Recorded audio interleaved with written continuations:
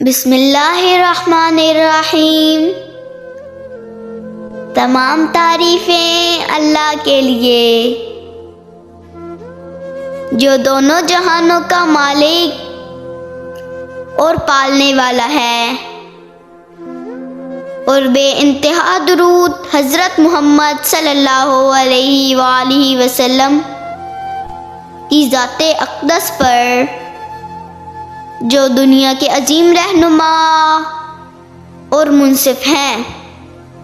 رسول اللہ صلی اللہ علیہ وآلہ وسلم نے فرمایا،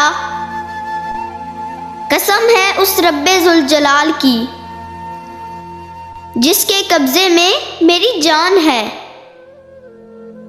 آسمان میں 4 انگل جگہ بھی نہیں ہے جہاں کوئی نہ کوئی فرشتہ اللہ کے حضور میں اپنا ماتھا رکھے سجدے میں نہ پڑا ہو۔ حضرت عبداللہ بن مسعود رضی اللہ تعالی عنہ فرماتے ہیں، نبی صلی اللہ علیہ وآلہ وسلم جب کوئی دعا کرتے تھے تو 3 مرتبہ وہ دعا دہراتے، اور آپ صلی اللہ علیہ وآلہ وسلم اگر کچھ مانگتے تو 3 مرتبہ مانگتے تھے۔